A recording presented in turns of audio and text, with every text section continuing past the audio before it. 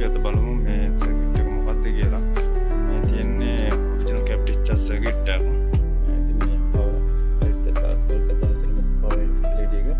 එතන indicator light එක මේ ඩ්‍රයිවිං එක තමයි කරන්ට් එක යන්නේ. ඉතින් අපි බලමු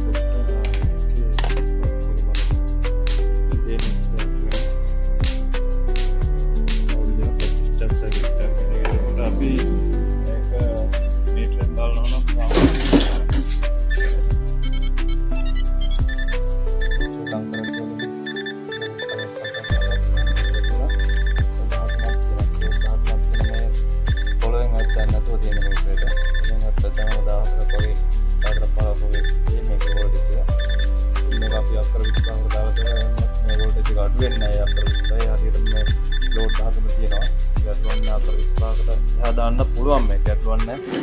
මේක තමයි අපි හදන මේ කැපිටල් සර්කිට් එක. ඉතින් අපිට මේ